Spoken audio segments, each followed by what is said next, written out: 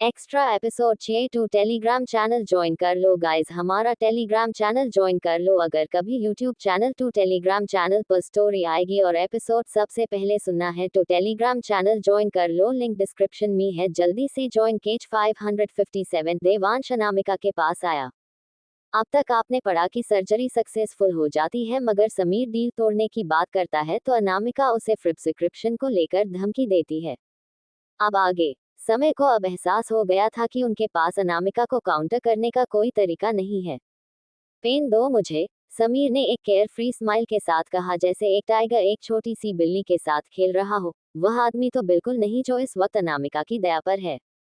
ना चाहते हुए भी समीर ने अपना पेन निकाला और समीर को दिया और समीर को उसका नाम साइन करते हुए देखा। अगले सेकंड अनामिका ने वह कॉन्ट्रैक्ट अपने पास खींच लिया। आपके साथ बिजनेस करके काफी मजा आया, अनामिका ने कहा और जानने के लिए मुड़ी तो समीर ने अपने आदमियों को उसके लिए दरवाजा खोलने का इशारा किया। पूरा रूम अनामिका को काफी कॉन्फिडेंट और एरोगेंट के साथ वहां से जाते हुए हैरानी में देखता रहा। बॉस, आप इनक्रेडिबल थी, हरीश ने अनामिका की तरफ पूरी एडमिरेशन से देखते हुए कहा। तभी आपने कहा था कि सर्जरी के बाद आपके पास रास्ता है मुझे और अपने आप को यहाँ से निकलना का। अगर उसकी बॉस भरोसा दिलाती है तो वह पक्का अपना वादा पूरा करेगी। वही हॉस्पिटल रूम के अंदर, समीर एक बार वह हमें वह 17वां इंग्रेडिएंट बता दे तो मैं कसम खाता हूँ कि उसे वापस लेकर आऊंगा, समय ने कहा और वह नहीं चाहता था कि समीर का गुस्सा बढ़े। काफी लंबा वक्त हो गया जब मैं किसी ऐसे इंटरेस्टिंग इंसान से दिल की है। समीर के चेहरे पर एक बड़ी सी मुस्कुराहट थी। क्या तुम्हें नहीं लगता कि यह भी नताशा की उम्र की है, मगर उससे ज्यादा हिम्मत वाली है। ये लड़की मिस नताशा के सामने बिल्कुल नहीं है, समय ने तुरंत नताशा का डिफेंड करते हुए कहा। नहीं, वह नताशा से ज्यादा फैंटास्टिक और समझदार है। थोड़ी देर बाद समय को एक कॉल आया और उसके एक्सप्रेशन बहुत ही ज्यादा ऑकवर्ड हो गए। जब कई सारे बिप सिग्नल होने के उसके बाद उसने काफी कम्प्लेक्स एक्सप्रेशन के साथ समीर की तरफ देखा और कहा, समीर, कॉलर ने अभी अभी हमें इन्फॉर्म किया कि कोई 17वां इंग्रेडिएंट है ही नहीं, प्रिस्क्रिप्शन में सिर्फ 16 इंग्रेडिएंट जरूरी है। दूसरे शब्दों में कहा जाए तो उस यंग लेडी ने उन्हें बेवकूफ बनाया। ये सुनकर समीर की स्माइल बड़ी हो गई। वह यंग लड़की सचमुच अपने रूल से हिसाब से खेलती है। भले ही वह उसकी दुश्मन थी मगर एक आइडिया समीर के दिमाग में आया। अगर वह लड़की उसकी छोटी बहन हो तो कितना अच्छा होगा, अपनी ना सही मुंह बोली ही सही, एटलीस्ट उसकी लाइफ इंटरेस्टिंग हो जाएगी। समीर, क्या तुम चाहते हो कि मैं उसे वापस लेकर आऊं? इसकी कोई जरूरत नहीं है, समीर ने जवाब दिया और अब अनामिका को पकड़ने में उसका कोई इंटरेस्ट नहीं था, बल्कि वह उनके अगले एनकाउंटर के लिए थोड़ा एक्साइट फील कर रहा था। वह सोच रहा था कि अगली बार जब वह इस लड़की से टकराएगा तो उसे किस तरह का सरप्राइज मिलने वाला है। वही अनामिका हॉस्पिटल की एलिवेटर से हरीश के साथ बाहर आई। तभी अचानक उसे एक्साइटेड आवाज सुनाई दी, क्या ये तुम हो?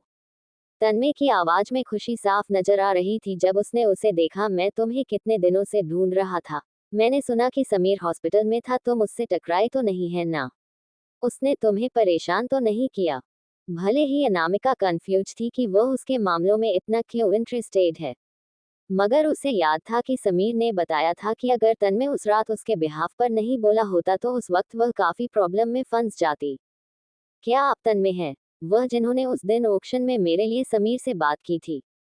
तुम्हें पता चल गया, तन्मय ने बड़ी सी मुस्कुराहट के साथ कहा। हाँ, मैं तन्मय हूँ। मैं ऐसा इंसान हूँ जिसे नाइंसाफी बर्दाश्त नहीं होती और ना ही मैं ऐसा कुछ कर सकता हूँ। मुझे थैंक यू कहने की जरूरत नहीं है, मगर अगर तुम इंसिस्ट कर रही हो तो हम एक कप कॉफी पीने चल सकते हैं। अनामिका जवाब दे पाती उससे पहले ही तन्मय ने बड़ी से मुस्कुराहट के साथ कहा, मुझे कुछ अच्छी जगह पता है जहाँ अच्छी कॉफी मिलती है, क्यों ना हम कांटेक्ट डिटेल एक्सचेंज कर ले। तुम्हारा नाम क्या है? उसके जेन्युइन नेचर को देखकर अनामिका अपने आप को कहने से रोक नहीं पाए, मेरा नाम अनामिका है। कितना खूबसूरत नाम है। तन्मय ने अपना फोन आगे किया व्हाट्सएप का क्यूआर कोड स्कैन करने के लिए, और जब सक्सेसफुली उन लोगों ने एक दूसरे को ऐड कर लिया तो वह कितना एक्साइटेड है, ये बात साफ नजर आ रही थी। आपने मेरी 2 बार मदद की, एक बार वह कार रेस में और दूसरा वह ऑक्शन में। तुम्हें सब कुछ याद है? तन्मय काफी टच फील कर रहा था। ये कोई बड़ी बात नहीं है सचमुच। अपनी खुशी में उसने थोड़ी नर्वसनेस के साथ पूछा, क्या तुम कल फ्री हो? कल? अनामिका ने थोड़ी देर सोचा और फिर उसके कोई प्लान्स नहीं थे इसलिए बोली, मैं कल फ्री हूँ। ग्रेट, मैं तुम्हें कॉफी शॉप का एड्रेस बाद में भेज दूंगा, क्यों ना हम कल कॉफी शॉप में मिले। श्योर, तन्मय ने उम्मीदें की थी कि अनामिका इतना जल्दी मान जाएगी। शायद उसे चिंता था कि वह कहीं दोबारा इस बारे में सोचने लगेंगी, इसलिए उसने जल्दी से कहा, तुम जाओ, जो तुम कर रही थी वह अपना काम करो, मैं भी जाता हूँ। अपनी क्रश के साथ डेट सिक्योर कर लेने के बाद तन्मय सातवें आसमान पर था और वह चलते चलते अपनी एक्साइटमेंट में दो लोगों से टकरा गया। बॉस, क्या आप सचमुच उसे कल कॉफी ट्रीट पर ले जाने वाली है? हरीश ने पूछा और उसे ये लड़का थोड़ा प्यार में पागल टाइप लग रहा था और उसके इस तरह लड़खड़ाते हुए जाने से वह थोड़ा हैरान था। बस एक क्विक थैंक यू और अप्रिशिएशन के लिए थोड़ा सा टोकन और फिर हमारे रास्ते अलग अलग। तो आपका मतलब है कि आप वहां पर जाकर बस उसे मिलेंगी एक बार और उसके बाद उसे अकेले काफी एंजॉय करने के लिए छोड़ देंगी? क्या इसमें कोई प्रॉब्लम है? बिल्कुल नहीं, आपका टाइम बहुत ही कीमती है, आप उसे थैंक यू कहने के लिए जा रही है, यही बहुत बड़ी बात है। वही तन्मय अपनी अनामिका की डेट के साथ काफी ज्यादा एक्साइटेड था और लगभग बहुत दीवारों से टकराते हुए चल रहा था और उम्मीद कर रहा था कि कैसे उसके पंख होते तो वह इसी वक्त उड़ने लगता। आज उसे सूरज भी प्यारा लग रहा था। उसके चेहरे से होती हुई हवा उसे अच्छी लग रही थी और उसके सामने हर एक नजारा उसे खूबसूरत नजर आ रहा था। यहाँ तक कि कोई अजनबी भी उसके पास से होकर गुजरता तो वह उसे काफी फ्रेंडली और चार्मिंग ही लगता। वह अपना फोन निकालकर अपने दोस्त देवांश के साथ यह खुशी बांटने से रोक नहीं पाया। देवांश, मुझे डेट पर जाने का मौका मिला है। मुझे वह लड़की मिल गई जिस पर मेरा क्रश था और वह मेरे साथ कॉफी पर जाने के लिए मान गई है। क्या तुम्हें भरोसा होगा, वह न सिर्फ खूबसूरत है बल्कि उसकी का नाम भी कितना खूबसूरत है। मैं शर्त लगा सकता हूँ कि तुमने इतना प्यारा नाम कभी नहीं सुना होगा। फिर से शुरू हो गए तुम? देवांश ने एक गहरी सांस छोड़ी और अपनी ऑफिस की सीढ़ियां चढ़ते हुए बोला, आज रात में बलौरिया पहुंच जाऊंगा।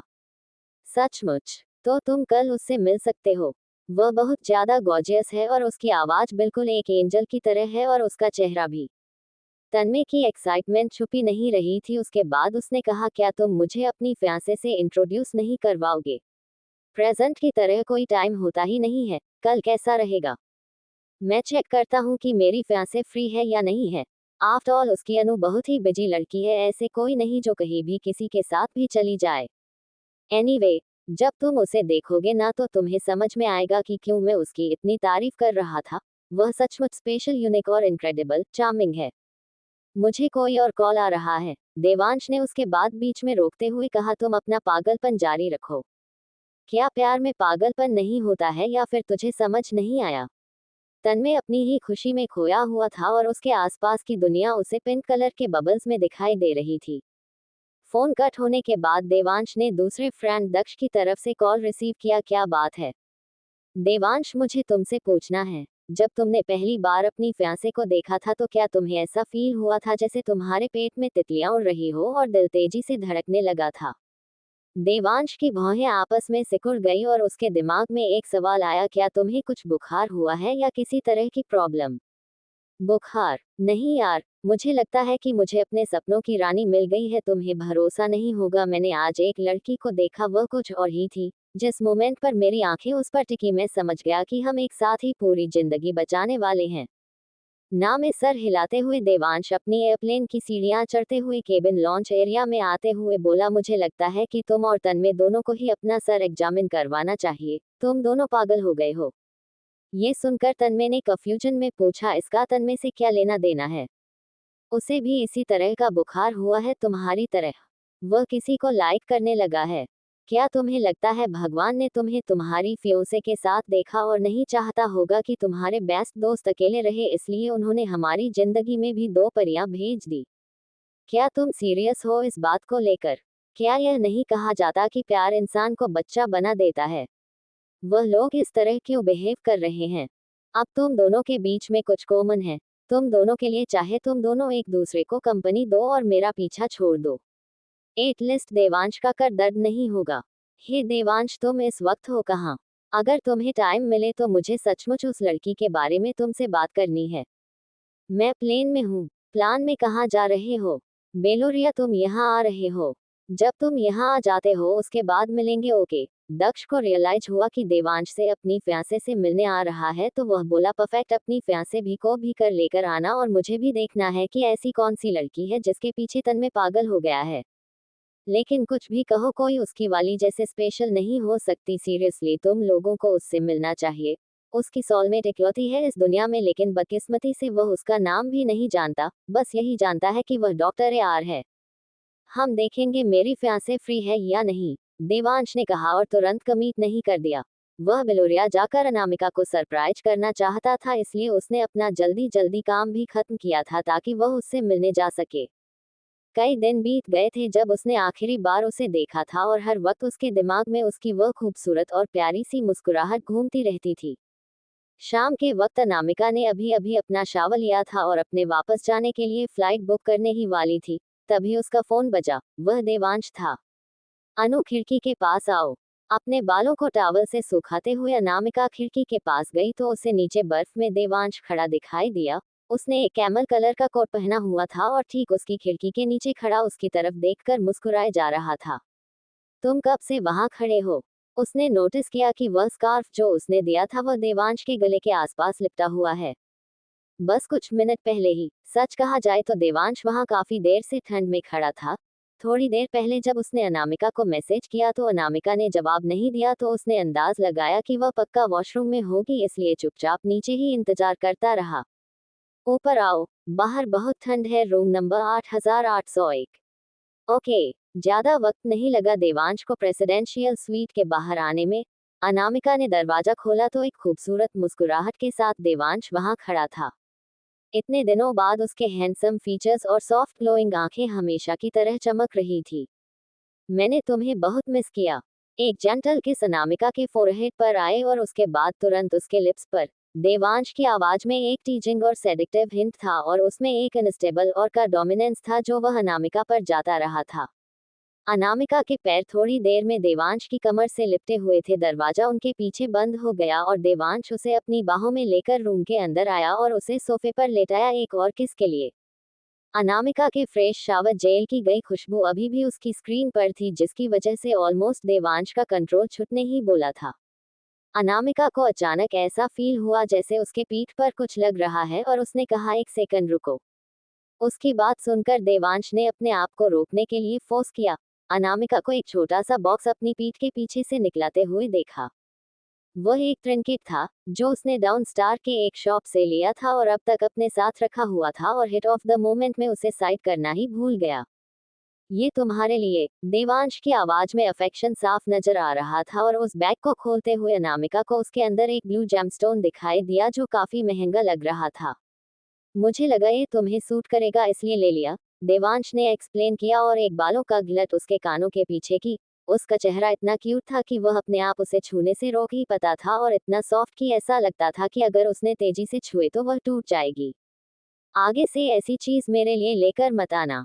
एक्स्ट्रा एपिसोड चाहिए टू टेलीग्राम चैनल ज्वाइन कर लो गाइस, हमारा टेलीग्राम चैनल ज्वाइन कर लो। अगर कभी यूट्यूब चैनल टू टेलीग्राम चैनल पर स्टोरी आएगी और एपिसोड सबसे पहले सुनना है तो टेलीग्राम चैनल ज्वाइन कर लो, लिंक डिस्क्रिप्शन में है, जल्दी से ज्वाइन कर लो। मगर कुछ भी मुझे अच्छा नजर आता है तो मैं तुरंत तुम्हारे पास लेकर आना चाहता हूँ। देवांश ने उसके लिप्स पर फिर से किस करते हुए पूछा, क्या आज रात मेरे रुकने के लिए तुम्हारे पास रूम है? मेरे पास जाने के लिए कोई जगह नहीं है। एक और रूम है यहाँ पर, अगर तुम्हें रहना है तो वहाँ रह लो। वेट, क्या प्रेसिडेंशियल सेट में सिर्फ एक बेडरूम, एक लिविंग रूम और एक बाथरूम नहीं होता है? यहाँ पर दो बेडरूम कैसे हो सकते हैं? अपनी कैलकुलेशन को फेल होता हुआ देखकर जब देवांश का चेहरा उतर गया था, तो अनामिका अपने आप को हंसने से रोक नहीं पाई। या फिर तुम अपने लिए दूसरा रूम बुक कर लो, इस होटल में एक रूम तो मिल ही जाएगा। मगर तुमसे दूर रहने का क्या फायदा? अगर तुम मुझे यही रहने दो तो मैं तुम्हारे बेड के बगल में स्लीपिंग बैग में सो जाऊंगा, इस तरीके से अगर तुम बेड से गिर गई तो मैं तुम्हें पकड़ लूंगा तुम्हारे सपनों में, अनामिका ने कहा, और वह हंसने लगी। वह कभी कभी देवांश के बचकानच बिहेवियर को देखकर सोचती थी कि वह कितना क्यूट है। आगे कहानी में क्या होगा जानने के लिए पढ़ते रहिए और कमेंट और लाइक जरूर कीजिए। आर लो एक्स्ट्रा एपिसोड चाहिए टू टेलीग्राम चैनल ज्वाइन कर लो गाइस, हमारा टेलीग्राम चैनल ज्वाइन कर लो। अगर कभी यूट्यूब चैनल टू टेलीग्राम चैनल पर स्टोरी आएगी और एपिसोड सबसे पहले सुनना है तो टेलीग्राम चैनल ज्वाइन कर लो, लिंक डिस्क्रिप्शन में है, जल्दी से ज्वाइन कर लो। एक्स्ट्रा एपिसोड चाहिए टू टेलीग्राम चैनल ज्वाइन कर लो। एक्स्ट्रा एपिसोड चाहिए टू टेलीग्राम चैनल ज्वाइन कर लो। लिंक डिस्क्रिप्शन में है, जल्दी से ज्वाइन कर लो। 558 तन्मय का दिल टूट गया। अब तक आपने पढ़ा कि जहां एक तरफ देवांश के दोनों दोस्त अनामिका को ही पसंद करने लगे हैं, वहीं देवांश अनामिका के पास बेलोरिया आ जाता है। अब आगे इसी तरह बहस करते हुए देवांश और भी कंफर्टेबल पोजीशन में आ गया और उसने अनामिका को और भी नजदीक गले लगा लिया और फिर तभी कुछ याद करते हुए उसने पूछा, मेरे कुछ दोस्त हैं यहाँ बेलोरिया में और वह लोग कल फ्री है। मैं उम्मीद करता हूँ कि तुम उनसे चलकर मिल लो। क्या तुम कल फ्री हो? उसके दोस्त एक तरफ थे और उसकी फियांसे दूसरी तरफ, मगर वह सचमुच चाहता था कि उसके दोस्त अनामिका से मिले, क्योंकि वह अपने दोस्तों को दिखाना चाहता था कि उसकी फियांसे कितनी रिमार्केबल है। मेरी कल एक मीटिंग है। रिस्क कैफे में किसी ने मेरी 2 बार मदद की है, इसलिए मैं उसे काफी पर ले जाने वाली हूँ। तो फिर मैं अपने दोस्तों को भी वही बुला देता हूँ। कितने बजे तुम्हारी मीटिंग है? दोपहर में 2 बजे। परफेक्ट। तो मैं 3 बजे का टाइम सेट कर लेता हूँ। देवांश ने अपना फोन निकाला और अपने दोस्तों को मैसेज किया। इसी मोमेंट पर तन्मय को इत्तेफाक पर भरोसा ही नहीं हो रहा था। कैफे में उसने भी 2 बजे उस लड़की के साथ डेट प्लान की थी जिसे वह पसंद करता है। अगर वह और वह लड़की यानी कि अनामिका 3 बजे तक उस कैफे में ही रहे, जब देवांश और दक्ष आए तो वह लोग देख पाएंगे कि कितनी स्टनिंग है वह लड़की जिसे वह पसंद करता है। एक्साइटमेंट में चिल्लाते हुए आखिर में वह शांत हुआ और उसने अपने दोस्तों से अपनी कॉफी डेट अभी के लिए सीक्रेट रखना का प्लान किया।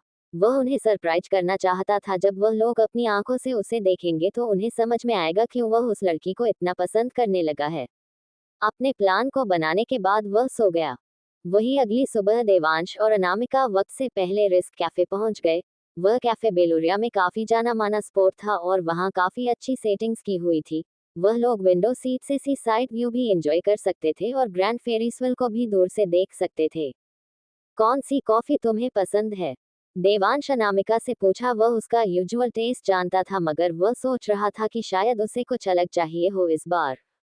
मुझे कुछ भी चलेगा, अनामिका ने कैजुअली जवाब दिया और वह खाने और ड्रिंक को लेकर बहुत ही इजी गोइंग थी। तुम एक सीट चुनकर बैठ जाओ, मैं ऑर्डर लेकर आता हूँ। वह काफी शॉप ओल्ड स्कूल टाइप का था जहाँ पर ऑर्डर काउंटर पर जाकर ही करने होते थे। जब देवांश लाइन में लगा हुआ था तो कुछ लड़कियों ने उसे नोटिस कर लिया और उसके इरेजिस्टिबल चार्म से उसकी तरफ खींची चली जा रही थी। वह कितना हैंडसम है। क्या वह थोड़ी देर पहले जिस लड़की के साथ था वह दोनों कपल है? वह दोनों की जोड़ी काफी अच्छी लगेगी। मैं उसे व्हाट्सएप पर ऐड करना चाहती हूँ। मैं भी। रुको मैं करके देखती हूँ, इतना हॉट लड़का है। अगर मैंने उसे अभी अप्रोच नहीं किया तो मैं जिंदगी भर रिग्रेट करूंगी। एक बहादुर कॉलेज स्टूडेंट जो बेलोरिया यूनिवर्सिटी में एब्रॉड में पढ़ाई कर रही थी, उसने अपनी हिम्मत इकट्ठा की और डरते हुए देवांश के पास पहुंची। हे, शर्माते हुए उसने पूछा, क्या मैं तुम्हें व्हाट्सएप पर ऐड कर सकती हूँ? मैं तुम्हारी दोस्त बनना पसंद करूंगी। सॉरी, मगर मैं ऑलरेडी एंगेज्ड हूँ। देवांश ने पॉलिटली मना कर दिया और भले ही उस लड़की को देवांश ने मना कर दिया था, मगर उसकी जेंटल आवाज और काफी अच्छे डोमोनोर की वजह से वह और भी ज्यादा इम्प्रेस हो गई और अपने ग्रुप के पास लौटते हुए उसने कहा, वह इतना पोलाइट और वेल मैनर है। उसने एंगेज्ड होने के लिए भी माफी मांगी। वह लड़की जो वहां बैठी है, पक्का उसकी फियांसे होगी, राइट? वह कितनी लकी है। मुझे ऐसे लड़की बहुत पसंद आते हैं जो अपनी गर्लफ्रेंड या फिर फियांसे के लिए इतनी लॉयल होते हैं। टोटली। वही अनामिका ने एक विंडो सीट चुनी थी। ठीक उसी वक्त उसके व्हाट्सएप पर मैसेज आया। अनामिका, क्या तुम पहुंच गई? वह तन्मय था। मैं यहाँ हूँ। उसने वापस टाइप किया। उसने तन्मय को 2 बजे ही बुलाया था और देवांश यहाँ था तो वही उसके साथ आया था। और वही उसका जवाब मिलने के बाद तन्मय ने एक सरप्राइज इमोजी के साथ जवाब दिया, ऑलरेडी वहां पहुंच गई हो। हॉल्ड ऑन, में अभी आया। वही इंटर करने के बाद तन्मय एक्सीडेंटली एक शव से टकरा गया और वह शव बार बार उससे माफी मांग रहा था। तभी उसे खिड़की के पास बैठी हुई अनामिका दिखाई दी और वह डायरेक्टली उसी तरफ जाने लगा। उसने खुश होकर अपना हाथ वेव करते हुए उसके पास पहुंचकर कहा, तुम जल्दी आ गई। कौन सी कॉफी पसंद है? मैं भी लेकर आता हूँ। तुम्हें लगता है कि मैं अपनी फियोंसे के लिए तुम्हें काफी लेकर आने दूंगा? ठीक राइट मोमेंट पर देवांश उनकी कॉफी के साथ वापस आ गया और पूछा, तुम दोनों एक दूसरे को जानते हो? वही यह सुनकर तन्मय की स्माइल जम गई और उसने हैरानी से अनामिका और देवांश की तरफ देखते हुए पूछा, अनामिका तुम्हारी फियांसे है? क्यों? क्या तुम्हें लगता है कि हम एक साथ नहीं होना चाहिए? क्या हम लोग एक अच्छा मैच नहीं है? देवांश की बात सुनकर अचानक से तन्मय को एक बहुत ही बुरा रियलाइजेशन हुआ और देवांश की लाई हुई एक आइस कॉफी को उसने पकड़ा और तुरंत एक ही घूंट में सारा पी गया। ये देखकर अनामिका हैरानी में तन्मय की तरफ देखने लगी और वही देवांश अपने फ्रेंड के स्ट्रेंज बिहेवियर से कंफ्यूज था। देवांश ने तुम्हारे बारे में पहले बताया था, मगर तुम्हें अपने से आंखों के सामने देखकर सचमुच लगता है कि उसने तुम्हारी तारीफ कम की थी। मुझे तुम्हारा नाम पता है और देखो कितनी छोटी दुनिया है। तुम देवांश की फ्योसे हो, इसकी वजह से हम ऑलमोस्ट फैमिली है। तन्मय बोल रहा था मगर उसका दिल टूट रहा था और वह किसी तरह अपने चेहरे पर मुस्कुराहट बनाए हुए था। वेट, दक्ष कहाँ है? मैं अभी चेक करके आता हूँ। एक सेकंड रुक जाओ, देवांश ने कहा और फिर तन्मय और अनामिका की तरफ देखते हुए बोला, क्या तुम दोनों एक दूसरे को पहले से जानते हो? अगर वह लोग एक दूसरे को पहले से नहीं जानते तो वह लोग यहाँ कैसे मिलने वाले थे? तन्मय कोई जवाब दे पाता उससे पहले ही देवांश ने जोर देते हुए कहा, और तुम लोग एक दूसरे को कैसे जानते हो? मैंने तुम्हें बताया था, तुम्हारे दोस्त ने 2 बार मेरी मदद की थी और मैं बस एक कॉफी से फेवर लौटाना चाहती थी। तो इसका मतलब है कि यह तुम्हारे क्लोज फ्रेंड है? देवांश ने हाँ में सर हिलाते हुए कहा, हाँ, मैं यह और कुछ और लड़के हैं जो हम एक साथ ही बड़े हुए हैं। बड़े होने के बाद उन सबको अपने अपने बिजनेस स्टार्ट करने पड़े और फैमिली कंपनी को संभालना पड़ा।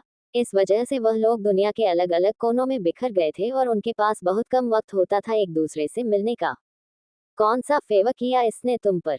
देवांश को जहां तक पता था कि तन्मय दूसरे लोगों के मामले में अपनी नाक घुसाने वाला लड़का तो बिल्कुल नहीं था, और या फिर आउट ऑफ द वे जाकर किसी की मदद, ये तो हो ही नहीं सकता। कल प्रेसिडेंशियल स्वीट में उसने ज्यादा नहीं पूछा था, बस इतना पता था कि उसकी अनामिका बस आज किसी से कॉफी पर मिलने वाली है। लेकिन वह इंसान कौन है और उसने क्या फेवर किया अनामिका के ऊपर, इसके बारे में वह बिल्कुल कुछ नहीं जानता था। मुझे कुछ प्रॉब्लम हो गई थी और दोनों ही बार यह मेरे लिए खड़े हुए, अनामिका ने बस थोड़ा सा एक्सप्लेन किया। मैं तन्मय बिजलानी हूँ और हमेशा ही मेरे दिल में एक सॉफ्ट स्पॉट होता है। मैं जब देखती हूँ कि कोई मुसीबत में है तो मैं अपने आप को उसके लिए स्टैंड लेने से रोक ही नहीं पाता। चल, मुझे थोड़ी प्यास लगी है, मैं अभी अपने लिए काफी लेकर आता हूँ। क्या तुम्हारे पास अभी भी मेरी आइस कॉफी आधी नहीं बची हुई है? देवांश को तन्मय का बिहेवियर काफी डिस्ट्रैक्टेड और मूड थोड़ा खराब लग रहा था। एक अजीब सी हंसी के साथ तन्मय ने जवाब दिया, ये ठंडी है, मैं अपने लिए हॉट कॉफी लेने जा रहा हूँ। वह जाने वाला था जब देवांश ने ऑफर किया, मेरे पास एक हॉट कॉफी भी है यहाँ पर। उसने ट्रे में बहुत सारे कप लेकर आए थे, अलग अलग फ्लेवर्स के, जो उसने अनामिका को ट्राई करने के लिए ऑर्डर किए थे। ये सब तुमने अपनी फियांसे के लिए है, मैं जाकर अपने लिए लेकर आता हूँ, तुम लोग एंजॉय करो। तन्मय ने जवाब दिया और तुरंत उस सिचुएशन से खुद को एक्सक्यूज कर लिया। शायद वह ये बर्दाश्त नहीं कर पा रहा था कि जिस लड़की को वह इतना पसंद करने लगा था और उसके दोस्त की होने वाली वाइफ है। उसका दिल टूट गया था और एक कड़वी सच्चाई ने उसके चेहरे पर एक तेज थप्पड़ मारा था। वही अनामिका के सवालों से भरी नजर देवांश के ऊपर पड़ी, जैसे पूछना चाहती हो कि तुम्हारी दोस्त को हुआ क्या है, क्या वह अपसेट है? उसकी चिंता मत करो तुम, देवांश ने बाकी सारे कॉफी कप अनामिका के सामने रखते हुए कहा, यह इस कैफे के सबसे फेमस और अच्छे ब्लेड है, इन्हें ट्राई करके देखो और देखो तुम्हें कौन सा ज्यादा अच्छा लगता है। उसने काफी और कुछ पेस्ट्रीज भी उसके सामने रखी थी, बस अनामिका अपनी पसंद के हिसाब से कुछ भी चूज कर सकती थी। उन्होंने कहा कि यह स्वीट्स उनके बेस्ट सेलर्स हैं। देवांश ने एक छोटे से स्पून से उसे खिलाते हुए कहा, कैसा टेस्ट है? थोड़ा सा स्वीट है, तो फिर यह ट्राई करो। देवांश ने एक और केक चम्मच में लिया और आराम से उसे खिलाने लगा, और तन्मय, जिसने अभी अभी अपनी कॉफी का ऑर्डर दिया था, इस सीन को सामने देखते हुए अचानक से बहुत ज्यादा रोने का मन कर रहा था। वह ऑलरेडी अपने दुख में घिरा हुआ था और रियलिटी उसके ऊपर और अत्याचार किए जा रही थी, जिसकी वजह से वह बर्दाश्त भी नहीं कर पा रहा था।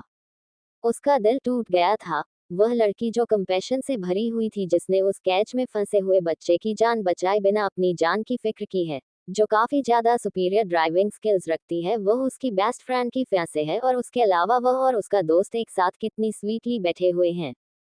उसने तो अपनी फीलिंग्स उसके सामने कन्फेस नहीं की थी और वह ऑलरेडी उसे खो चुका है। अपनी 24 साल की जिंदगी में वह फाइनली किसी समवन स्पेशल से मिला था और उसने ये भी सोचा था कि भले ही उसका कोई बॉयफ्रेंड हुआ, मगर वह उसके जैसा अच्छा नहीं होगा, और वह कॉन्फिडेंट था कि वह उस लड़की का दिल जीत ही लगा। अपनी कॉफी लेने के बाद उसे नहीं पता था कि कैसे वह अपने भारी दिल के साथ उनके पास पहुंचा और उनके सामने बैठकर उनके अफेक्शनेट इंटरेक्शन को देखने लगा। उसने अपनी कॉफी का सिप लिया जिसका टेस्ट उसे समझ नहीं आ रहा था और फिर खड़ा होते हुए बोला, मैं जाकर चेक करता हूँ कि दक्ष आया या फिर नहीं। अनामिका ने देवांश को एक और लुक दिया।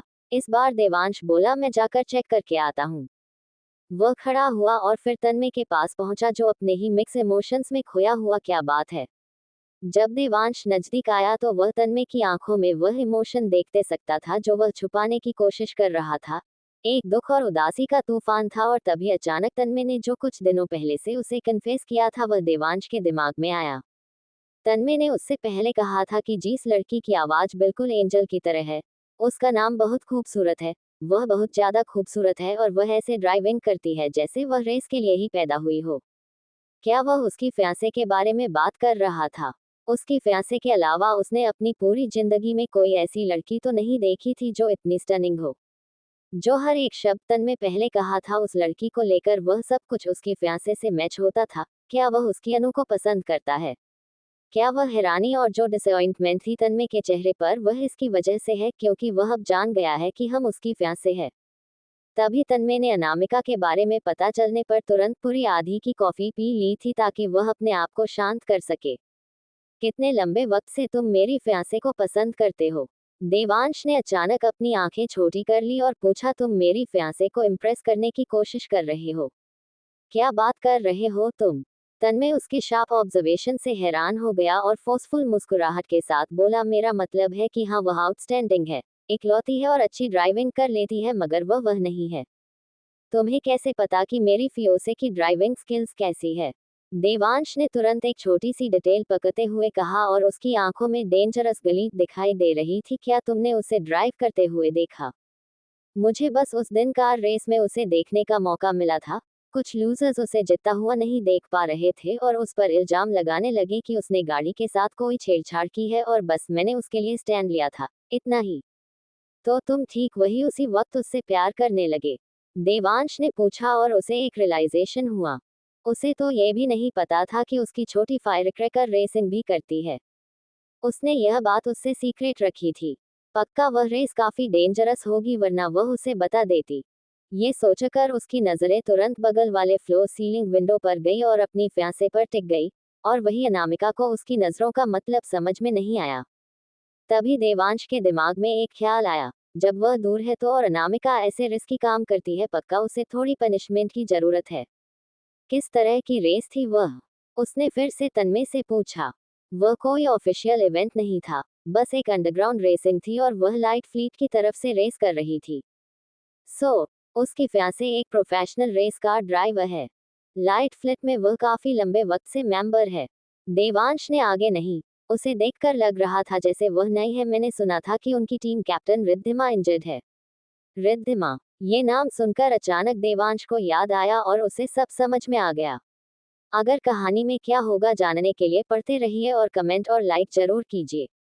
एक्स्ट्रा एपिसोड चाहिए टू टेलीग्राम चैनल ज्वाइन कर लो। एक्स्ट्रा एपिसोड चाहिए टू टेलीग्राम चैनल ज्वाइन कर लो, लिंक डिस्क्रिप्शन में है, जल्दी से ज्वाइन कर लो।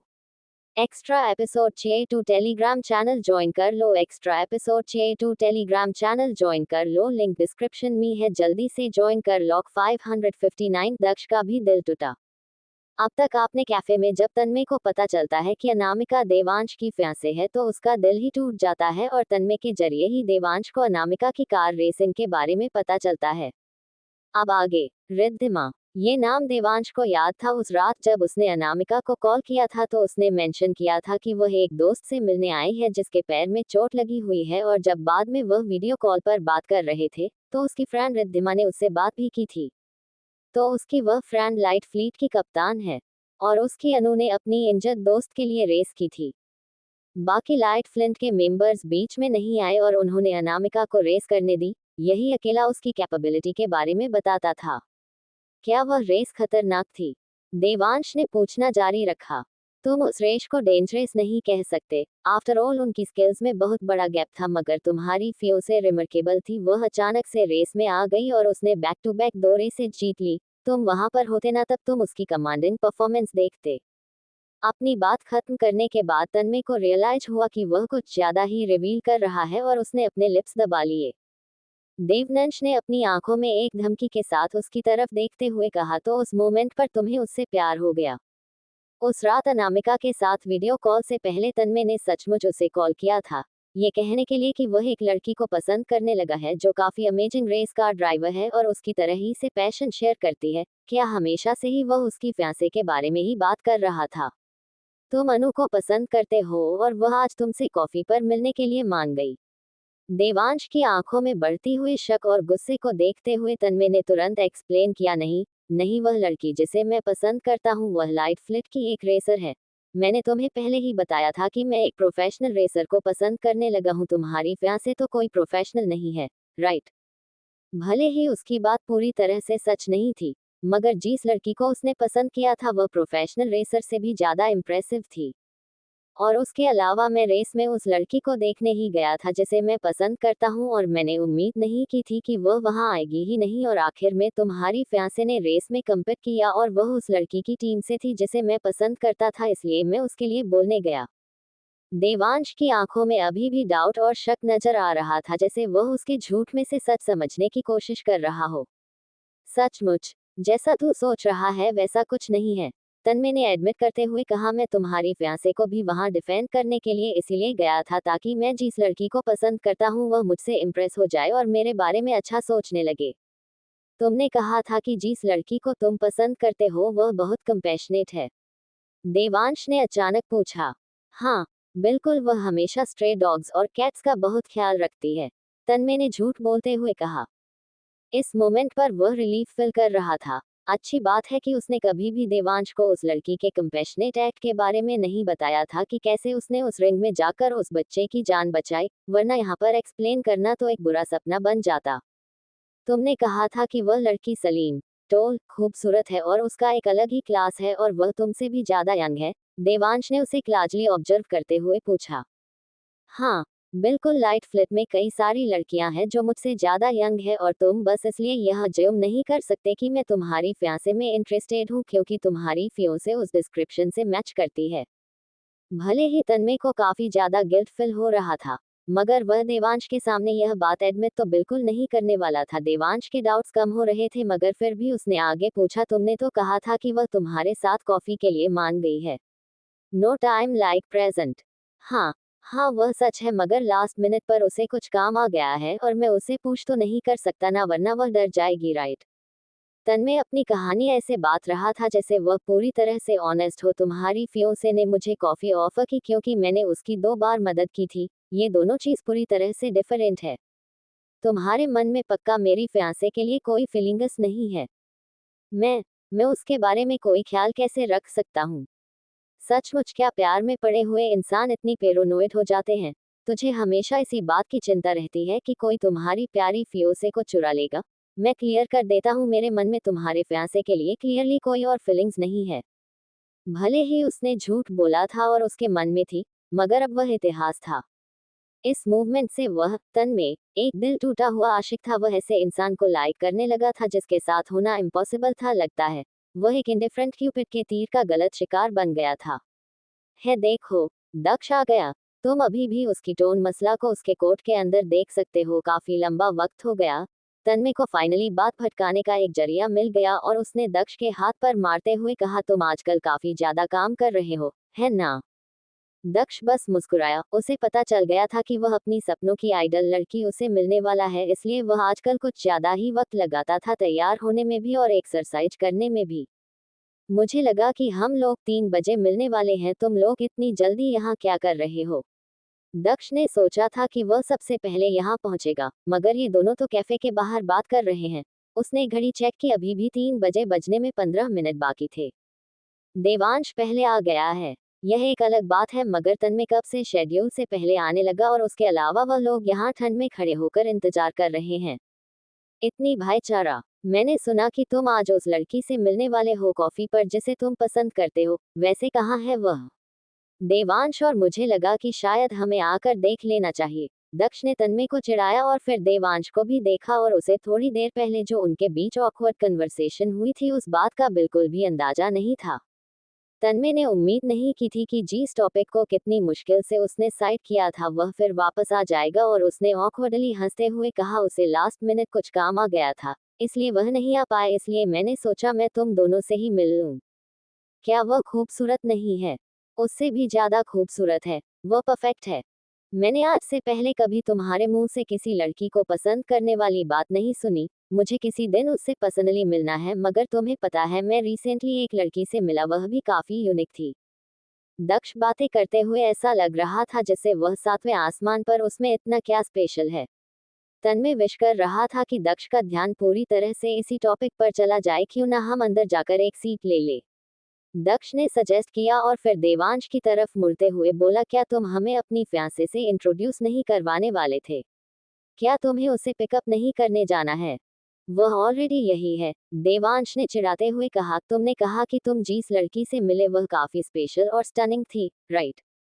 एब्सोल्युटली। मैं गारंटी दे सकता हूँ कि तुमने आज से पहले कभी भी इतनी खूबसूरत लड़की नहीं देखी होगी अपनी जिंदगी में। देवांश को इस बात पर बिल्कुल भरोसा नहीं था। सिर्फ इकलौती ऐसी लड़की थी जो उसका सांसें रोक सकती थी और उसे मेमोरीज कर सकती थी, और वह थी उसकी अनु।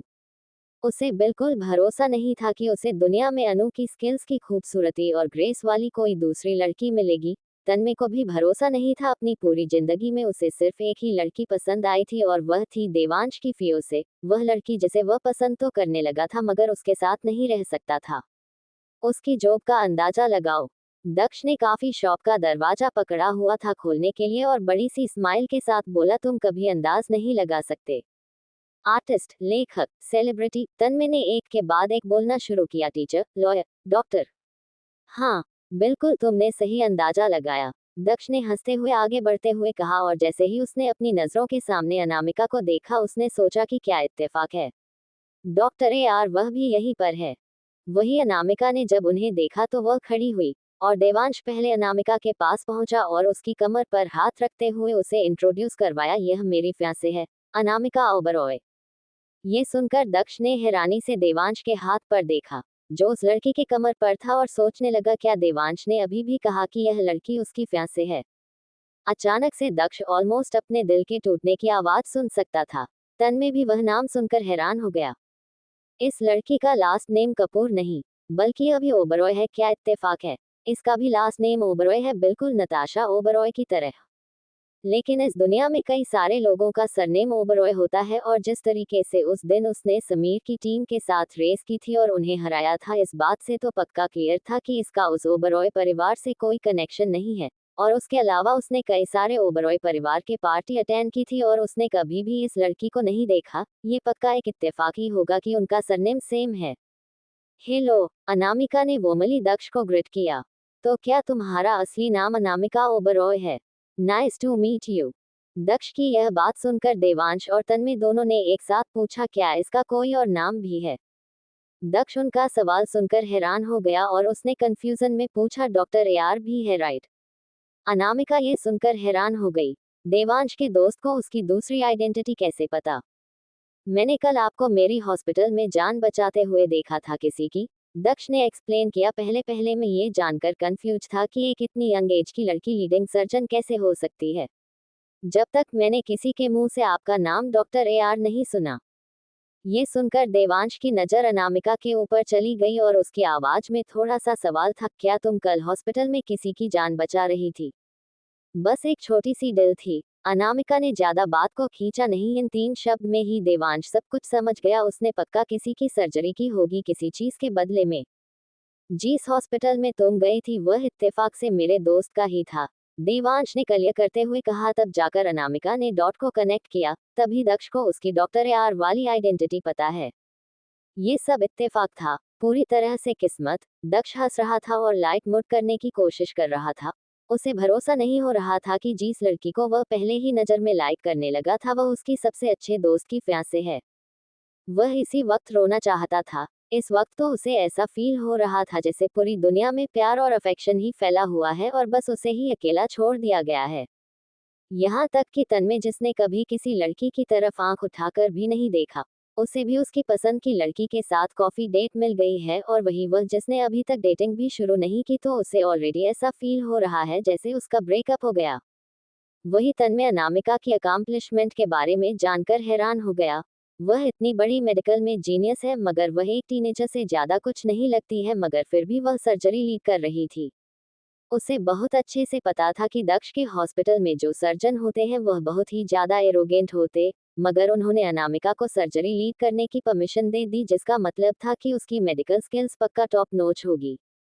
हम बस अंदाजा लगा रहे थे कि दक्ष जिस लड़की को पसंद करता है उसका ऑक्यूपेशन क्या होगा। शायद देवांश को डर था कि अनामिका कहीं out of the place feel ना करे, इसलिए वह अपनी पुरानी बात उठाते हुए अपनी नजरें दक्ष की तरफ करके बोला, तो बताओ हम कौन सा वाला अंदाज सही लगा रहे थे, artist, author, celebrity, teacher, lawyer या फिर डॉक्टर। उसका सवाल सुनकर दक्ष करो और भी रोने का मन कर रहा था। प्लीज ये सवाल नहीं, वह साइलेंटली मन ही मन रिक्वेस्ट कर रहा था और वह ऑलरेडी और बेइज्जती फील कर रहा था।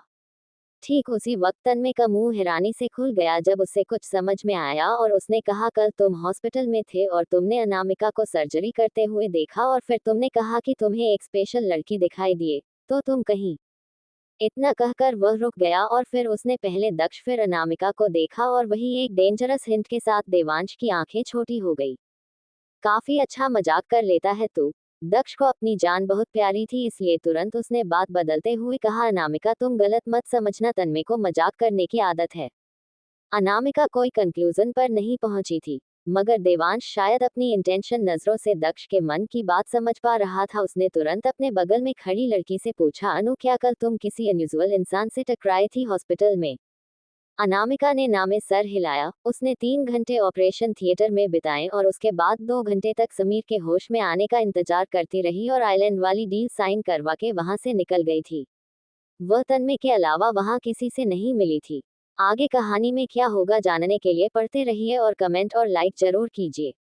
एक्स्ट्रा एपिसोड चाहिए टू टेलीग्राम चैनल ज्वाइन कर लो। एक्स्ट्रा एपिसोड चाहिए टू टेलीग्राम चैनल ज्वाइन कर लो, लिंक डिस्क्रिप्शन में है, जल्दी से ज्वाइन कर लो। एक्स्ट्रा एपिसोड चाहिए टू टेलीग्राम चैनल ज्वाइन कर लो। एक्स्ट्रा एपिसोड चाहिए टू टेलीग्राम चैनल ज्वाइन कर लो, लिंक डिस्क्रिप्शन में है, जल्दी से ज्वाइन कर लो। 560 कौन समीर की बहन? अब तक आपने पढ़ा कि देवांश की फियांसे अनामिका है, ये जानकर तन्मय और दक्ष दोनों का ही दिल टूट जाता है। अब आगे अनामिका को नहीं आता कि वह वहां किसी भी अलग इंसान से मिली थी। जिस स्पेशल गर्ल की मैं बात कर रहा था वह एक सेलिब्रिटी है।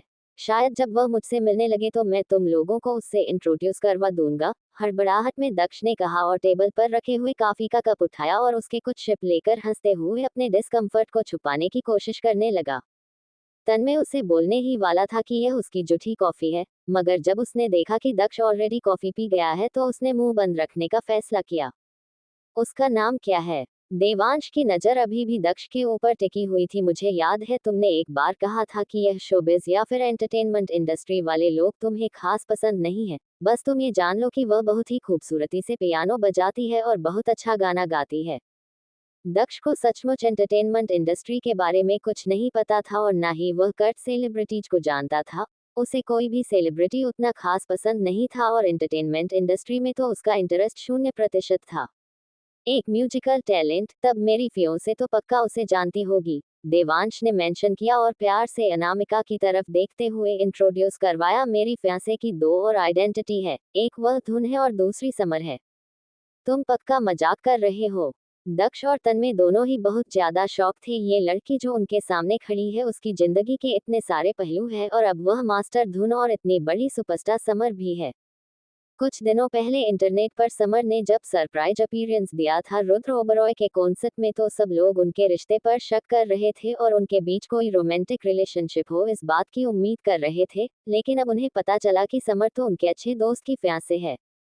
देवांश ने उन दोनों की हैरानी और शौक वाले एक्सप्रेशन देखे और उसके चेहरे पर एक प्राउड मुस्कुराहट आ गई और उसने पूछा, ऑलरेडी डर गए?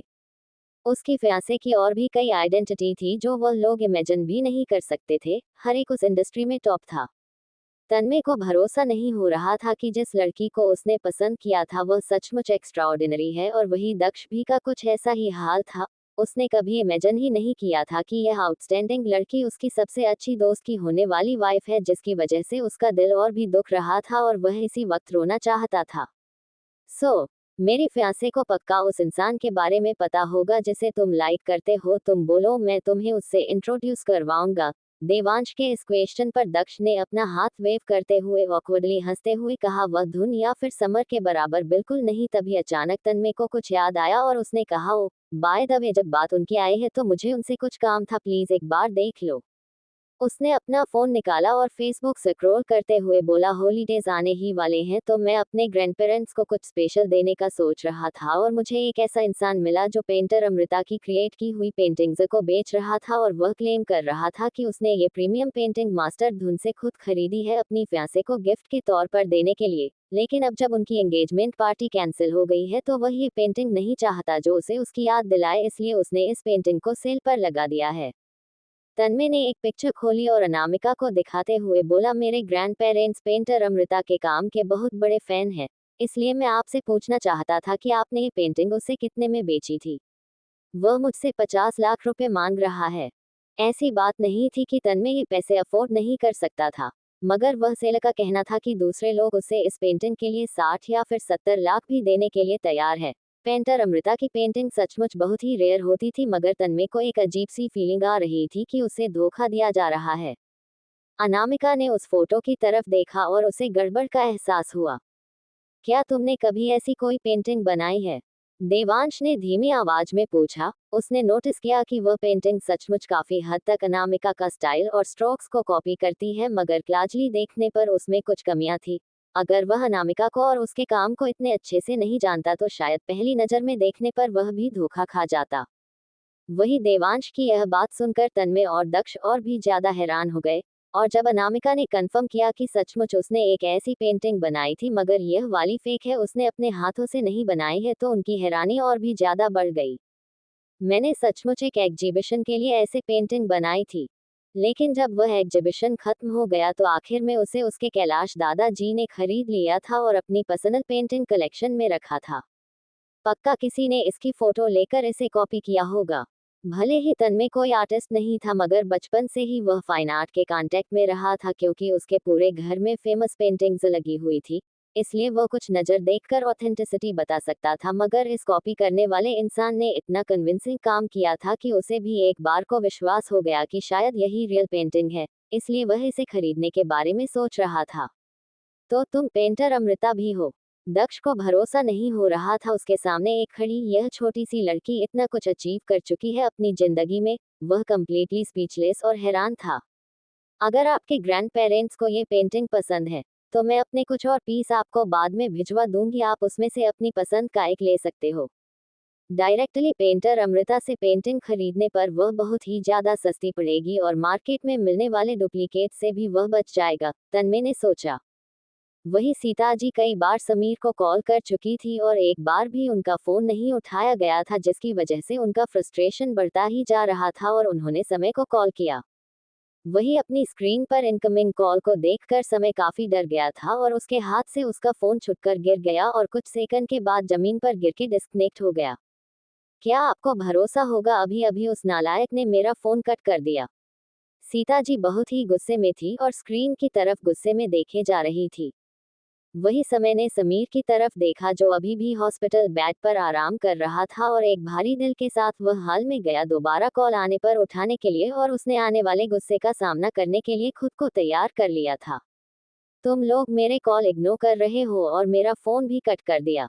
क्या तुम लोग इतने बड़े हो गए हो कि मैं तुम लोगों को एक थप्पड़ नहीं लगा सकती? यही सोचकर तुम्हारे अंदर इतनी हिम्मत आ गई है ना, इसलिए तुम लोगों ने मेरा कॉल कट कर दिया। मैं कसम खत्म, मैंने फोन कट नहीं किया, बस मेरे हाथ से फोन छूटकर जमीन पर गिर गया था। हाँ हाँ, तुम भगवान को दोष दो, हवा को दोष दो, मगर अपने आप को ब्लेम मत करना है ना। समय आफ्टर ऑल इतने सालों तक समीर के साथ घूमकर तुम्हें और कोई आदत नहीं आई है, बल्कि उसकी तरह रिस्पॉन्सिबिलिटी से भागने की आदत आ गई है। तुम मुझे बेवकूफ बनाने की कोशिश कर रहे हो, है ना? समय ने उन्हें शांत करने की कोशिश करते हुए कहा, प्लीज मैम, बस थोड़ा शांत हो जाए। शांत हो जाऊं? मैं इस वक्त गुस्से में पागल हो रही हूँ। सीता जी लगभग 6 महीने से अपने चौथे बेटे को कांटेक्ट करने की कोशिश कर रही थी, मगर कोई फायदा नहीं था। या तो वह उनका कॉल डॉज कर देता था, उनके मैसेज को इग्नोर करता था, या फिर उन्हें अवॉइड करने के लिए बहाने बनाते रहता था। किसी भी तरीके से उसके घर लौटने के कोई साइंस नहीं नजर आ रहे थे। इस वक्त के दौरान हर्षद, अमन, वेद, रुद्र सब अपनी बहन से मिलने के लिए आ गए। उस नालायक समीर के अलावा समय मैं इस वक्त स्ट्रेट आंसर चाहती हूँ, तुम दोनों कर क्या रहे हो? इस नए साल पर समीर घर आएगा या फिर नहीं? समय ने कांपते हुए जवाब दिया, मैम, मैं बॉस के वे अबाउट के बारे में अंदाज नहीं लगा सकता। तो फिर मुझे एड्रेस दो, मैं खुद उसे घसीट कर कान से वापस लेकर आऊंगी। 6 महीने बीत गए, उसे अपनी फैमिली की कोई फिक्र ही नहीं है, अपने पेरेंट्स की तो दूर की बात है, और ना ही उसने इतने सालों बाद लौटी अपनी बहन के बारे में सोचा। मैम, आप अपना गुस्सा मुझ पर निकाल लीजिए, मैं मार खाने के लिए तैयार हूँ। तुम बस इंतजार करो, यह मत सोचना कि तुम बच जाओगे, मैं तुम्हें भी मारूंगी। इस धमकी को सुनकर समय कांप गया। मैं आखिरी बार तुमसे पूछ रही हूँ, कहाँ है समीर? सीता जी की टोन में क्लियरली उनकी सीरियसनेस इंडिकेट हो रही थी। वह कुछ बातों से बहलने वाली तो बिल्कुल नहीं थी। वही समर पीछे से श्रवण जी की उन्हें शांत करने की कोशिश सुन सकता था। शांत हो जाओ, शांत हो जाओ, अपने आप को ज्यादा गुस्सा मत दिलाओ, न्यू ईयर आने वाला है और हमें हमारी प्यारी बेटी के लिए एक बड़ी सी पार्टी प्लान करनी है और सब कुछ सेलिब्रेट करना है। देखो तो तुम इतने गुस्सा करोगी तो तुम बीमार पड़ जाओगी। मगर सीता जी गुस्से में चिल्लाते हुए बोली, समीर ने इस बार लाइन क्रॉस कर दी है। मैंने उसे कोई बार कॉल किया, मैसेज किया, मगर या तो वह मेरे कॉल इग्नोर कर देता है या फिर बहाने बनाते रहता है, और यह समय का बच्चा भी उससे कुछ बेहतर नहीं है। मैं इन दोनों को अच्छा सबक सिखाऊंगी। समय जानता था कि इस बार सीता जी ठान कर बैठी है कि वह समीर को घर बुलाकर ही रहेगी। ठीक उसी वक्त हॉस्पिटल रूम के अंदर से आवाज आए, लगता है समीर को होश आ गया था। समय ने लाइटली दरवाजा खोला, मगर अर्जेंटली अंदर जाते हुए मुंह के इशारे से बोलने लगा, मैम, मैम। समीर जो अभी अभी होश में आया था, उसे समय का अजीब सा चेहरा और लगातार जेस्चर दिखाई दिए तो उसने एक आईब्रो उठाते हुए कहा, क्या तुम्हें मार खानी है? ये सुनकर समय स्पीचलेस हो गया। सब उसे ही मारने के पीछे क्यों पड़े हुए हैं? क्या समीर वहीं पर है? सीता जी की आवाज तुरंत सख्त हो गई, उसे अभी के अभी फोन दो। समय बस समीर को फोन देते हुए उसे सिंपैथी भरी नजरों से देख सकता था, और वही समीर ने जैसे ही कॉल आईडी देखी, उसने वार्निंग भरी नजरों से समय को देखा। समय थोड़ा सा हेल्पलेस फील करने लगा। इसमें उसकी कोई गलती नहीं है कि समीर पकड़ा गया, और वही समीर के हाथ में आईवी ड्रॉप लगे हुए देखकर समय ने फोन को स्पीकर पर रख दिया। समीर, मुझे पता है तुम मेरी बात सुन सकते हो। तुम्हारी बहन 6 महीने से घर आई हुई है और तुम एक सिंगल गिफ्ट भी नहीं भेज पा रहे हो और ना ही उससे मिलने आए। न्यू ईयर आने ही वाला है और हम अपने सारे फ्रेंड्स और फैमिली के सामने उसकी आइडेंटिटी अनाउंस करने वाले हैं। तुम्हें वहां होना होगा, समझ में आई बात? अगर मैंने तुम्हें कुछ दिनों में घर पर नहीं देखा ना, तो तुम भूल जाना कि यह तुम्हारा घर है, और ओबरॉय सरनेम भी हटा देना, और उसके बाद कभी मुझे अपनी मॉम मत कहना। समय ने तभी फोन के दूसरी तरफ से श्रवण जी की सीता जी को शांत करवाते हुए आवाज सुनी, शांत हो जाओ सीता, तुम इतना गुस्सा नहीं कर सकती, तुम्हें चक्कर आ जाएंगे, बैठो और एक गहरी सांस लो। समय ने सीता जी को बहुत ज्यादा गुस्से में देखा, मगर वह उन्हें यह नहीं बता सकता था कि समीर इस वक्त फायर इंसिडेंट के लीड्स को एब्रॉड में ढूंढ रहा है, इसलिए उसके पास कोई और चॉइस नहीं थी दूसरी बात एक्सप्लेन करने के अलावा। मैम, ऐसी बात नहीं है कि समीर घर नहीं आना चाहता, मगर वह बीमार है, उनकी अभी अभी सर्जरी हुई है और करेंटली आईवी ड्रिप है। क्या वह बीमार है? ये कब हुआ? क्या सीरियस बात है और उसे सर्जरी की जरूरत क्यों पड़ी? सीता जी की टोन में अब गुस्से की बजाय चिंता नजर आ रही थी, और वह इन सब से अकेले क्यों डील कर रहा है? तुम लोगों ने हमें क्यों नहीं बताया? वह आप लोगों को परेशान नहीं करना चाहते थे। जिस तरीके से तुम लोग ये सब छुपा रहे हो ना, उसकी वजह से वह हमें और भी चिंता हो रही है। वह इस वक्त पोस्ट सर्जरी रिकवरी में है और उन्हें बस कुछ दिनों के लिए आराम की जरूरत है। एक बार उसे घर लेकर आ जाओ, जब वह ट्रैवल करने की हालत में आ जाए। तुम्हारी बहन, पता है, वह बहुत अच्छी डॉक्टर है जो दुनिया में डॉक्टर AR के नाम से फेमस है, उसी ने तुम्हारे ग्रैंड पेरेंट्स को भी ठीक किया था। सीता जी अपनी बात खत्म कर पाती उससे पहले ही समीर ने पूछा, क्या कहा आपने अभी अभी? वही समय को भी लगा कि उसने भी कुछ गलत सुन लिया है, इसलिए थोड़ी देर बाद उसने पूछा, मैम, क्या आपका मतलब है कि मिस ओबरॉय डॉक्टर AR है?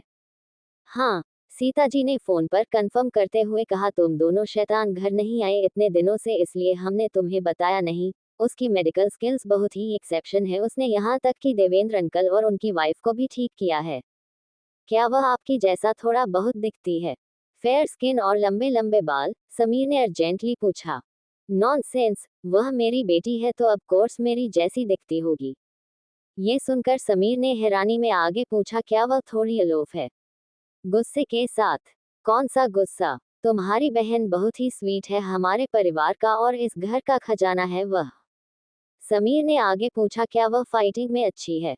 तुम क्या बकवास किए जा रहे हो? तुम्हारी बहन बहुत ही जेंटल और काइंड है, वह कोई गुंडी थोड़ी ना है। क्या तुम इससे बेटर इमेजिनेशन नहीं रख सकते अपनी बहन के लिए? ये किस तरह का डिस्क्रिप्शन है? आपने अभी अभी कहा कि वह डॉक्टर AR है। समीर को ऐसा फील हो रहा था जैसे उसका दिल अभी बाहर आ जाएगा। हाँ, मैं तुम्हें बता देती हूँ, ना सिर्फ डॉक्टर AR है बल्कि वर्ल्ड फेमस पेंटर अमृता भी है। तुमने वह क्रिसमस गिफ्ट देखा जो उसने तुम्हें भेजा था? मैं शर्त लगा सकती हूँ कि यह जो हमारे पास घर की फेमस पेंटिंग्स है उससे भी बेहतर होगा जो उसने तुम्हारा लिए बनाया था। ये सुनकर समीर का दिमाग ब्लैक हो गया और वह कुछ सेकंड के लिए कुछ भी सोच नहीं पाया। आगे कहानी में क्या होगा जानने के लिए पढ़ते रहिए और कमेंट और लाइक जरूर कीजिए। Extra episode 6 to Telegram channel join कर लो। Extra episode 6 to Telegram channel join कर लो, लिंक डिस्क्रिप्शन में है, जल्दी से ज्वाइन कर लो।